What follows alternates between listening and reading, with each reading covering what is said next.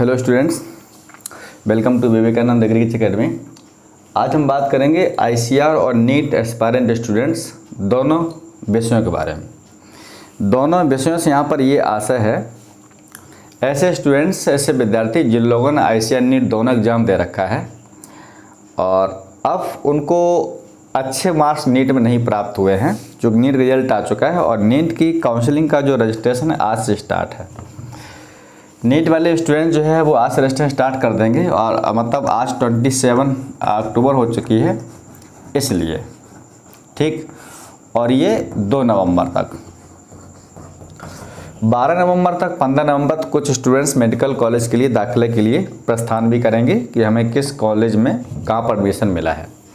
अब यहाँ पर सवाल जवाब ये है आप लोगों का कि सर आईसीआर में एज लिमिट क्या है और क्या हम गैप करके तैयारी कर सकते हैं या फिर हम बीए एमएस लें कि बीएससी एग्रीकल्चर करें। कई सारे विद्यार्थी, कई सारे गार्जियन भी बहुत लंबी बात करते हैं फ़ोन पर, वो सारी पॉसिबल नहीं हो पाती थी, तो हमने इस पर एक वीडियो बनाएंगे प्रॉपर जो है किस तरीके से हमको कौन सा कोर्स चॉइस पर करना चाहिए। अब सवाल ये है कि हम जो यहाँ पर सॉल्यूशन आपको देंगे, एक चीज़ का आप ध्यान रखें, मैं हमेशा बोलता हूँ कि कैरियर के मामले में आप किसी की बात माने नहीं, सलाह ले सकते हैं। सलाह जो दी जाती है उसको एक्सेप्ट करके ये देखें कि वास्तव में ये चीज़ सही है कि नहीं है। जब आपको लगे कि दूसरे का डिसीजन हमारे लिए अच्छा डिसीजन है, तभी आप उसको चूज़ करें, तभी आप उसको फॉलो करें। अन्यथा जो भी आपका डिसीजन फाइनल है आपका और आपके घर वालों का, वही डिसीजन फाइनल होना चाहिए, ठीक। जो कैरियर क्षेत्र में कई बार ऐसा होता है कि जब सक्सेस इंसान नहीं हो पाता है तो वो दूसरों के ऊपर उंगली उठाना शुरू कर देते हैं कि हमने उनकी बात मान ली थी, बीएमएस कर लिया, मेरा क्लिनिक नहीं चल रहा है। कई सारी चीज़ें आती जब इंसान अनसक्सेसफुल होता है तो, क्योंकि सक्सेसफुल इंसान के लिए कई लोग तैयार हो जाते हैं, लेकिन जब इंसान असफल होता है तो वो कहीं ना दूसरे तरफ जो है उंगली करने लगता है। तो मेरे ख्याल से वो चीज़ नहीं होनी चाहिए। आपके जो सवाल है उनका जवाब हमारा देना काम है, बाद बाकी जो डिसीजन आपका है वो आपका ही होना चाहिए, ठीक। देखिए अब यहाँ पर कंडीशन क्या है, कन्फ्यूजन क्या आप लोगों को है कि जिन लोगों ने आईसीआर एग्जाम दे रखा है वो उनको कन्फ्यूजन ये है कि जो कट ऑफ इस बार नीट की बहुत ज़्यादा जा रही है, तो जिन स्टूडेंट्स को पिछले साल 2019 में नीट एग्जाम देने पर बीडीएस मिल रहा था, उनका इस बार वो कुछ नहीं हो पा रहा है, बिल्कुल एकदम सोपड़ा साफ है। चूँकि कट ऑफ ज़्यादा जा रही है तो उनको बीडीएस नहीं मिल पा रहा, या फिर वो बीडीएस नहीं लेना चाहते हैं। कुछ स्टूडेंट ऐसे हैं जो वेटनरी यानी बीबीएससी करना चाहते हैं। अब उन्हें ये कन्फ्यूजन है सर आईसीआर में इतने मार्क्स पर क्या बीएससी एग्रीकल्चर मिल सकता कि नहीं, एक कन्फ्यूजन। तो जो हम यहाँ पर नंबर भी लिख देंगे आपको कि इतने अगर आपके मार्क्स हैं तो आप किसी भी टॉप यूनिवर्सिटी में एडमिशन ले सकते हैं, ठीक, रिजल्ट आने पर। अब यहाँ पर सवाल ये है कि पहले हम लोग बात कर लेते हैं आप कोर्सेज के बारे में, ठीक। आईसीआर में जो कोर्सेज हैं वो बीएससी एग्रीकल्चर है, क्योंकि हमारा जो यहाँ पर आपका जो सब्जेक्ट है वो पीसीबी है। पीसीएम होता तो यहाँ पर हम बीटेक एग्रीकल्चर और बीटेक डेयरी टेक्नोलॉजी भी लिख सकते थे। बीटेक एग्रीकल्चर और बीटेक डेयरी साइंस जो है वो केवल आपका मैथ स्टूडेंट्स के लिए है, जो जिन स्टूडेंट्स से पीसीएम से पास आउट हैं, और वो केवल किस में है आपका फर्स्ट यूनिवर्सिटी एनडीआरआई करनाल में। उसी कट ऑफ बहुत ज़्यादा तक जाती है, ठीक। तो यहाँ पर जो और कोर्सेस हैं जैसे हॉर्टिकल्चर है, फिशरीज है, बायोटेक्नोलॉजी है, तो यहाँ पर और सारे कोर्सेस हम कर सकते हैं। इधर हम लोग बात करें अगर स्टूडेंट्स का नीट में एमबीबीएस में हो जाता है तो 100% यही वाला कोर्स चूज़ करेगा, होना भी चाहिए। कुछ विद्यार्थी ऐसे हैं अब यहाँ से कुछ उनका मूड चेंज होने लगता है। मूड चेंज ये होने लगता है कि सर अगर हमें बीएमएस मिल रहा है तो क्या ये ठीक है कि बीएससी एग्रीकल्चर ठीक है। कुछ विद्यार्थी को वेटनरी कोर्स वो लोग हल्के में लेते हैं, सर वेटनरी इसमें से कोर्स कौन सा ठीक ठाक है। अगर मुझसे कहा जाए मेरा सिलेक्शन अगर मान ली होता, कभी मेरे उत्तर प्रदेश में एग्ज़ाम हुआ करता था यूपी सीपीएमटी, कुछ समय पहले एग्ज़ाम जो होते थे पीएमटी होते थे, नीट नहीं था। जैसे Bihar PMT, MP PMT, UP CPMT, जैसे अब स्टेट में एग्रीकल्चर एग्ज़ाम होते हैं एकदम सेम पैटर्न सेम पेपर, ऐसे ही अपने स्टेट में एमबीबीएस का होता था, जिसे हम लोग स्टेट पीएमटी नाम जानते थे। जैसे राजस्थान पीएमटी, ठीक, तो उसमें राजस्थान जो मेडिकल कॉलेज हैं जैसे आपके स्टेट में एग्रीकल्चर एग्जाम होते हैं, सेम टू सेम ऐसे ही पीएमटी एग्जाम होता था। अब नीट में क्या हुआ कि जितने भी कंबाइंड में इंडिया में एग्जाम है मेडिकल वाले, वो सबको एकत्र करके एग्जाम हो गया, उसका नाम रख दिया नीट, ठीक। तो अब यहाँ पर कंडीशन ये है कुछ स्टूडेंट्स को कि बीडीएस सर मिलेगा, ये इसलिए कह रहे हैं क्योंकि पिछले साल का अकॉर्डिंग शायद हमें से BDS मिलेगा अगर, या फिर BAMS मिलेगा, तो हम किधर चूज कर सकते हैं। मुझसे अगर कहा जाए, ठीक, हालांकि मेरा एडमिशन नहीं हो पाया था इस वाले कोर्सेज में, MBBS में हमारे काफ़ी सारे मित्र निकल गए थे, ठीक है, लेकिन हमें BAMS यहाँ यूपी में कई बार मिला, लेकिन हमने उतना ध्यान नहीं दिया। लेकिन BAMS अगर मुझसे कहा जाए तो इनमें से जो बेटर कोर्स है वो BAMS है। नंबर 1 वाला ये वाला कोर्स है। नंबर 2 अगर मुझसे पूछा है इनमें से, तो नंबर 2 पर हमारा कोर्स ये है, तीसरा नंबर कोर्स ये है, चौथे नंबर पर कोर्स हम इसको मानते हैं, ये हमारी चॉइस है, बाद बाकी आप मान सकते हैं। अब थोड़ा हम इसको और डिस्क्राइब करते हैं। कुछ विद्यार्थी ऐसे हैं जिनके नीट में 500 के आसपास नंबर है या फिर 480 नंबर है, उनको 100% BAMS मिल जाएगा। हमने थोड़ा पता किया था इसके बारे में, हालांकि मुझे 100% यहाँ पर क्लियर नहीं है कि अगर 480 नंबर होंगे BAMS मिल जाएगा, लेकिन कहीं से मुझे पता चला है, हमने पता किया तो कुछ लोगों से, तो बोले सर अगर 480 नंबर है तो उसको BAMS इस बार मिल जाएगा। मुझे लगता है अगर आपका क्षेत्र ग्रामीण क्षेत्र से आप बिलोंग करते हैं तो आपको BAMS कोर्स बेटर कोर्स है इसकी तुलना में। क्यों है?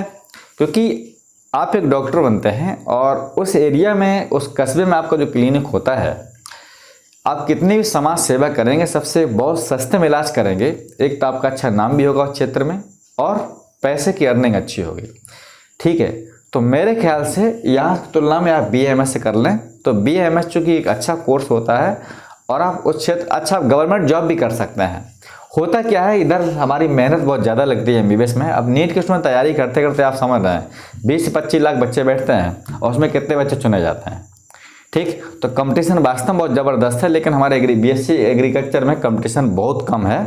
अभी काफ़ी लोग ऐसे हैं, मोस्टली स्टूडेंट्स, ठीक है, 90% लोग ऐसे हैं जो नीट एग्ज़ाम देते हैं, उनको ICAR के बारे में जानकारी नहीं होती कि वास्तव में ICAR में PCB से हम लोग एग्रीकल्चर कर सकते हैं, एग्रीकल्चर क्या चीज़ है, या फिर PCM वाले ये नहीं जानते हैं वास्तव में BSc एग्रीकल्चर हम भी कर सकते हैं, बहुत सारे। लेकिन आने वाले समय जैसे जैसे अभी इसको बढ़ता जाएगा, नंबर ऑफ कैंडिडेट यहाँ पर इंक्रीज करते जाएंगे, आने वाले समय इसमें भी कंपटीशन बहुत ज़बरदस्त हो जाएगा, ठीक। तो यहाँ पर आप कंडीशन क्या है, अगर आप देहात क्षेत्र बिलोंग करते हैं तो आपके लिए BAMS कोर्स बहुत बेटर है। होता क्या है कि आप लोग थोड़ा जो वहाँ पर डॉक्टर्स हैं, आप अगर उनसे हट के काम करेंगे तो कहीं ना कहीं वहाँ पर एक अलग काम करेंगे तो उनकी तुलना में आपकी एक छवि बनेगी और वहाँ पर मार्केट में आपका एक अच्छा नाम हो सकता है, आप अच्छी से अर्निंग कर सकते हैं। तो समाज सेवा करेंगे तब भी आप दिन भर में 5 से 10 हज़ार रुपये एक दिन में इनकम कर सकते हैं, जब आप सबसे कम पैसे में इलाज करेंगे और सस्ता इलाज करेंगे। बात करते हैं वेटनरी के बारे में। वेटनरी कोर्स और MBBS कोर्स दोनों इक्वल होते हैं। इसमें जो गवर्नमेंट जॉब आती हैं वो मेडिकल ऑफिसर बनते हैं, इसमें जो आते हैं वो जानवर डॉक्टर बनते हैं, पशु चिकित्सा अधिकारी, ठीक। दोनों की एक ही ग्रेड होता है, एक ही पेमेंट होता है सेम, बस यहाँ अंतर ये पशुओं के डॉक्टर होते हैं और ये जो होते हैं वो सभी के होते हैं, ठीक, ह्यूमन के। तो कहने का मतलब यहाँ पर यह है कि आपको वेटनरी कोर्स मिल रहा है तो आप वेटनरी जरूर चूज़ करिए। अगर आप BAMS मिल रहा है तो BAMS करिए, अगर MBBS बाद बाकी अदर कोर्स मिल रहे हैं तो आपको उनको चूज़ करना ही करना है। अगर आप प्राइवेट फील्ड में जाना चाहते हैं, अब आप बात करें कि सर इसमें दोनों में से कौन बेटर है। अगर आप प्राइवेट फील्ड में जाना चाहते हैं और पैसा कमाना है, आपको प्राइवेट फील्ड में पैसा कमाना है, तो आप इसमें से कोई भी डॉक्टर डिग्री लेकर के आप अच्छा से नाम कर सकते हैं, ठीक। अगर आपको गवर्नमेंट जॉब चाहिए और बहुत जल्दी जॉब चाहिए तो आप BAMS इसको छोड़ करके BSc एग्रीकल्चर ICAR से जहाँ भी मिले आप वहाँ से कर लीजिएगा। मैं मानता हूँ आपको 100% जॉब। अब ये नहीं कह सकते हैं श्योर 100%। तो कुछ बच्चे क्या करते हैं, सर ये बताइए प्योर नौकरी है, तो 100% आपको IIT में नौकरी नहीं मिलती है। बहुत सारे स्टूडेंट्स IIT BTech करने के बाद भी घूमते रहते हैं, याद रखना। लेकिन हम ये मानते हैं कि अगर BSc एग्रीकल्चर ICAR किया हुआ है तो कम से कम नहीं तो 80% चांस होते हैं जॉब के। 100% बात बता रहा हूँ मैं आपको, ठीक। 80% ये करेक्ट है, आपको जॉब गवर्नमेंट 100% मिल जाए। चूँकि एग्रीकल्चर जो लोग करते हैं, अब BSc एग्रीकल्चर की डिग्री कोई भी हो, BSc एग्रीकल्चर हो, हॉर्टिकल्चर हो, फॉरेस्ट्री हो, अब सभी को एलिजिबल कर दिया गया। एक जॉब आती है A होगी, एग्रीकल्चर ऑफिसर। कुछ समय पहले ऐसा था केवल उसमें BSc एग्रीकल्चर की डिग्री ही एप्लीकेबल होती थी, अब ऐसा नहीं है। अब आप पास कोई भी डिग्री है बीटेक एग्रीकल्चर हो, हॉर्टिकल्चर हो, डेयरी हो, बायोटेक्नोलॉजी हो, बीएससी एग्रीकल्चर हो, सभी डिग्रियां जो है एग्रीकल्चर ऑफिसर के लिए एलिजिबल होती हैं। तो यहाँ पर कोई डिपेंड नहीं करता आपके पास कौन सी डिग्री है, डिपेंड करेगा आपको वहाँ पर प्री, मेंस और इंटरव्यू एग्जाम। हालांकि वीडियो बनाना चाहते थे हम कितने टाइप की जॉब आती हैं उस पर नहीं बना सके, लेकिन मुझे टाइम मिलेगा जरूर बना देंगे इस बात पर, ठीक है। तो कुल मिलाकर के यहाँ पर 80% चांस होते हैं आपके जॉब के लिए। तो अगर आप मेडिकल स्टूडेंट्स हैं, नीट एग्जाम दिया हुआ, कहीं भी सिलेक्शन आपका नहीं हो रहा है, अगर आप बीएससी एग्रीकल्चर करना चाहते हैं तो मैं आप मान लीजिएगा ये चीज़ है, और इसको आप सर्च करके देख भी लें कि वास्तव में ये चीज़ सही है कि नहीं है। तो आपको 100% बीएससी एग्रीकल्चर करने के बाद आपको जॉब मिल जाएगी, ठीक। देखिए अब यहाँ पर हम लोग बात करते हैं, कुछ स्टूडेंट्स ऐसे हैं जिनके इतने नंबर आ रहे हैं। अब वो सवाल करते हैं सर इतने मार्क्स हमारे हैं तो क्या आईसीआर सिलेक्शन हो जाएगा। तो हम लोग बात कर लेते हैं आईसीआर के मार्क्स के बारे में, ठीक। देखिए एक्चुअली जब आपका आईसीआर रिजल्ट आएगा, अब आप बोलेंगे कब सर आएगा रिजल्ट, ये पक्का कई लोगों का सवाल होगा, ठीक। एनटीए के इस बार जो काम करने का तरीका है वो कोई नहीं अंदाज़ा लगा सकता वो तरीका क्या है। हर पेपर में 5 क्वेश्चन गलत, आंसर की इतनी लेट, तो रिजल्ट भी उसका लेट हो रहा है। हमें लगता था कि शायद 25-26 तक रिजल्ट उसका आ जाएगा, लेकिन नहीं है। लेकिन ये मान सकता हूँ रिजल्ट आपका बहुत करीबी ही, बहुत जल्दी रिजल्ट आपके हाथ में होगा, ठीक। 2-4-5 दिन लग सकते हैं लेकिन रिजल्ट आपका जो है बहुत जल्दी मिलेगा, ठीक। देखिए तो यहाँ पर हम लोग बात करते हैं अब मार्क्स के बारे में। जब भी कभी आईसीआर का आपका रिजल्ट आएगा, अब जब भी कभी का मतलब क्या है, रिजल्ट आएगा तो वहाँ पर आपकी रैंक दी होगी और आपके मार्क्स दिए रहेंगे, ठीक। आपकी रैंक आएगी, आपके नंबर आएंगे। अब कितनी रैंक पर कितने आपके मार्क्स होंगे वो सब पता चल जाएगा 4-5 दिन बाद। हम तो ऐसे बोलेंगे तो हमें बहुत सारे याद करके लाने पड़ेंगे तब मैं बता पाऊंगा। मैं ये मानता हूँ, मान लो अगर किसी के यहाँ पर हो सकता है कि 420 नंबर हैं तो हो सकता है उसकी रैंक 380-390 रैंक इसके आसपास हो सकती है, या फिर रैंक उसकी 400 के आसपास हो, ठीक।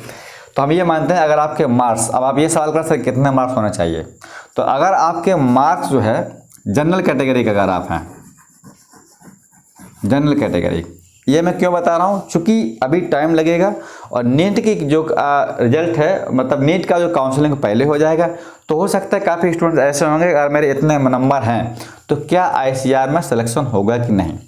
मैं इसलिए यहाँ पर बता रहा हूँ, अगर आपके नंबर यहाँ पर 400 प्लस हैं तो 100% आपको टॉप यूनिवर्सिटी मिलेगी।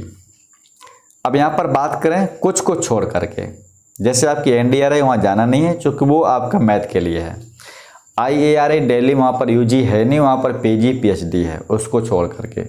बाद की बात करें 3rd से लेकर के, तो हो सकता है जनरल कैटेगरी का आप हों, हो सकता है यहाँ पर आपके नंबर 420 तक हों, तो मैं मानता हूँ 400 प्लस 420 प्लस नंबर आपके टॉप यूनिवर्सिटी के लिए काफ़ी। हालांकि इस बार आईसीआर कट ऑफ कम रहेगी। कई स्टूडेंट्स ऐसे जिनके 480 510 नंबर तक अभी आपने काउंट कर रखा है, हो सकता है उतने नंबर ना आए, क्योंकि आपका नेगेटिव मार्किंग को सॉल्व करने का तरीका कुछ और है, इसलिए। तो हम ये मानते हैं अगर आपके 400 नंबर हैं या फिर 410 प्लस नंबर हैं तो 100% आपको जो है टॉप यूनिवर्सिटी मिलेगी। अगर कैंडिडेट ओबीसी का है और अगर उसके नंबर 380 प्लस नंबर हैं तो उसको टॉप यूनिवर्सिटी मिलेगी, ठीक है। अब यहाँ पर हो सकता है PAU पंजाब एग्रीकल्चर यूनिवर्सिटी जो लुधियाना में, हो सकता है वो यहाँ पर ना मिल पाए। जो टॉप 5 हैं उनको छोड़ करके जो टॉप 5 से लेकर के टॉप 10 टॉप 15 तक हैं वो यहाँ पर बड़ी आसानी से मिलेंगी। अगर यहाँ के स्टूडेंट्स नीट में काफ़ी खिसक गए तो हो सकता है ये कट ऑफ और कम आ सकती है, मेरा एक अंदाज़ा है पिछले साल के अकॉर्डिंग, ठीक।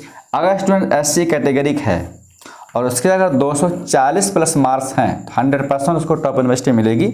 अगर स्टूडेंट ST कैटेगरी है और उसके यहाँ पर 230 नंबर हैं या फिर 220 नंबर हैं, 220 से लेकर 230 नंबर तक हैं, तो 100% उसको यहाँ पर टॉप यूनिवर्सिटी मिलेगी।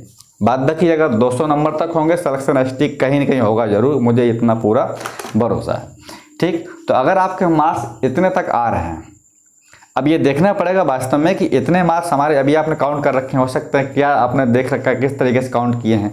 किसी किसी काफ़ी नेगेटिव नंबर जा रहे हैं, किसी किसी के नंबर बहुत ज़्यादा हाई हो रहे हैं, किसी किसी ऐसे स्टूडेंट्स हैं, एक स्टूडेंट्स कॉल किया सर हमारे 35 नंबर आ रहे हैं। हो सकता है उसकी फर्स्ट रैंक हो, सेकेंड रैंक हो, आ सकते हैं, लेकिन अब ऐसे हम नहीं मान सकते हैं, चूँकि आपके सॉल्व करने का तरीका और वहाँ का तरीका कुछ और होगा। हो सकता है आपने केवल एक ही नंबर कम किया हुआ है माइनस नेगेटिव क्वेश्चन में, ठीक है। तो ये हमारा एक डिटेल था आज के बारे में।